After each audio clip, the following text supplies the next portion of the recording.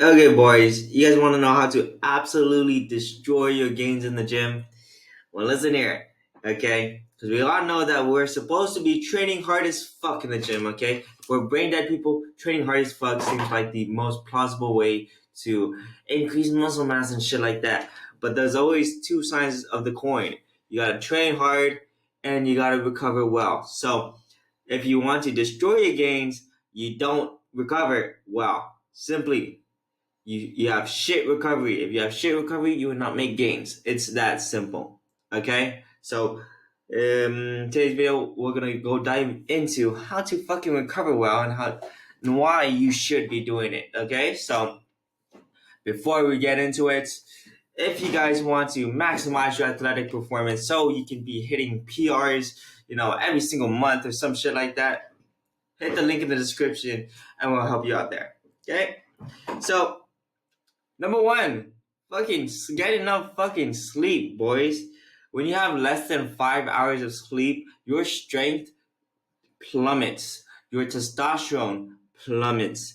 You won't be able to build muscle because muscle is like created in your sleep. Testosterone is created in your sleep. I mean, photosynthesis.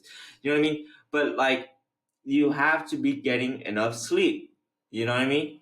If you get less than 5 hours of sleep, all your muscle gains will be at a halt. You know what I mean? All your testosterone gains will be at a halt because you didn't get enough recovery. You need to give your body time to recover. You need to give your body time to recover so you can deplete that go bring it back to like, okay, I'm good now. Let's go hit that shit again. You feel me? So sleep is number one in the freaking recovery handbook of muscle building. You feel me? Okay, so next one is to reduce caloric intake. Basically, be malnourished. Well, we don't say malnourished because everybody thinks like be skinny as fuck.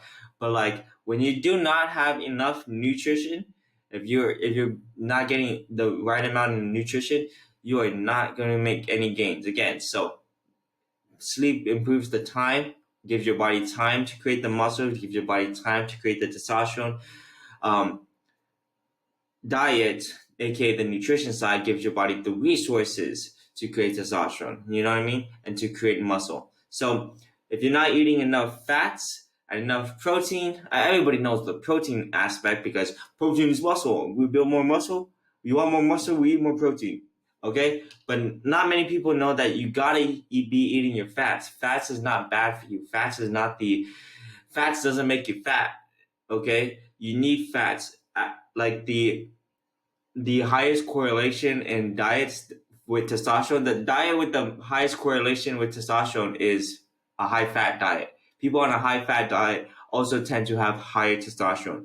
It's really simple because testosterone is created from fats. Testosterone needs cholesterol. Cholesterol is the precursor to creating testosterone.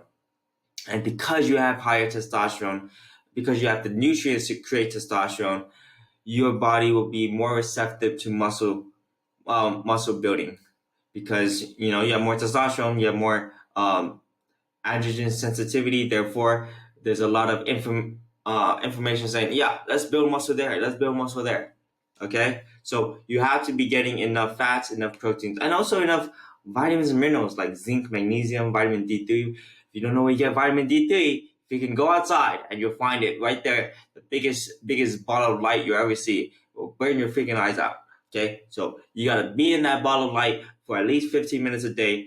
You know, you get your vitamin D3 that way. Okay,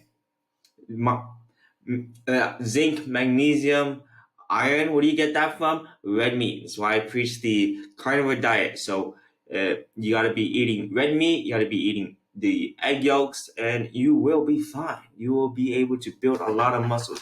And try not to reduce. Like being on a caloric deficit is tanks your testosterone and also tanks your muscle gains too. Like you gotta like not be in a crazy caloric deficit unless you're obese. If you're obese, losing that fat is the best thing you could do, not only for your muscle growth but also for your testosterone and for you to feel better than ever. To have more energy, the number one priority you should have is to lose weight. But if you're like normal weight, like around my weight, you kind of look relatively lean already. Going on a deficit and starving yourself is not good for your overall health. It's not good for muscle gain. It's not good for testosterone. It's only good for pictures. Okay, so if you're not competing for the bodybuilding show, you shouldn't be on a caloric deficit unless or unless you if you don't get like money off your pictures of how you look, 6 pack abs year round. Odds are you should not be in a major caloric deficit because it's tanking your muscle gains and your testosterone. It will really tank your testosterone. You feel like shit. That's why everybody feels like shit when they go on a caloric deficit because your testosterone is at all-time low because your body is looking for a way to survive. You're basically starving yourself. And when your body's in a starvation state, it's focusing on survival, not reproduction. Testosterone is made for reproduction, so testosterone will only be created when your survival needs are met. Okay, so that's the recovery aspect. How do you check recovery? So we said that we're supposed to get a lot of sleep and a lot of nutrition. Those are the two main things when it comes to recovery. But how do you check recovery? You want to see your grip strength. I remember in high school when I used to like deadlift a lot. I especially powerlifters know this because I guess I was technically a powerlifter was if I was deadlifting every 3 days a week, deadlifting 3 days a week type shit. Yeah, your basic overall strength goes down if you're not recovered. And grip strength is one of the you could test your grip strength basically, unlike just straight up deadlifting type shit. So if you guys don't have a dynamometer, basically you would get a dynamometer, right? You let it calibrate, you test it out. Let me see. It's 8 o'clock at night right now. Let's see our testosterone. So it's at 1:43 at night. What the fuck? I'm strong as fuck. Anyway, but when I was in the gym, like now gym gives you an acute spike in testosterone, and it went up to around 158.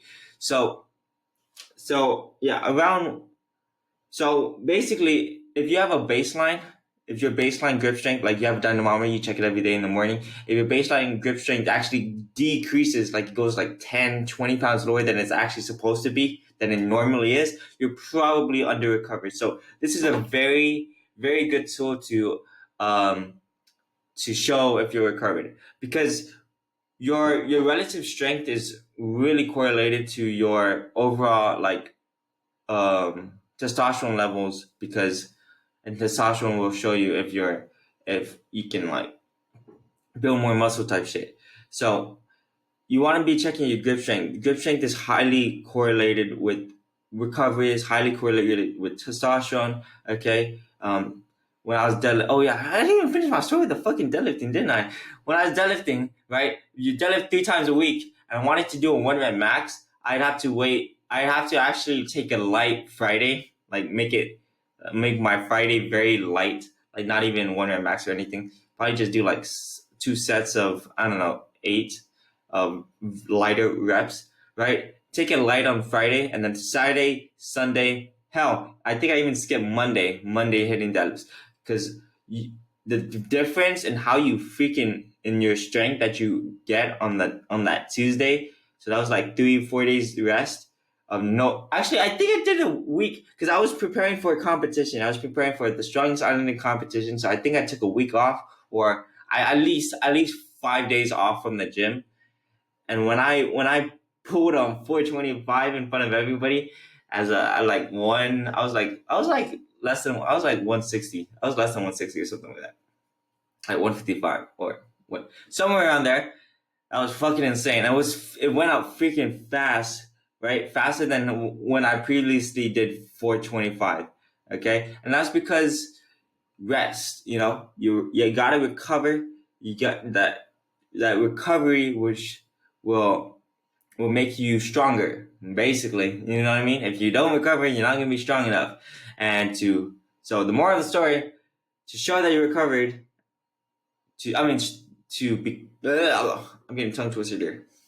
To show that you have been recovering well, you look at your grip strength, because grip strength directly correlates with your recovery and also correlates with your testosterone levels. Okay, because remember we said if our body's not focusing on survival, aka recovery, it will focus more on testosterone, on reproduction, which is creating testosterone. It's the principle of it is like we want our body to be in peak human health. Basically, if you're in a high state of better overall health, your testosterone levels will be higher, your androgen receptivity will be higher, which means you'll be able to build more muscle faster. You'll be able to be stronger overall. Okay, so the main like concentric message is to keep your recovery high, train hard as fuck so you can make some gains and shit, but also keep recovery high so that you're in peak physical human health. And that's the goal. That's the goal we all want. If you want to be in peak physical human health, hit the link in the description, and I'll see you guys later. Deuces. Mwah.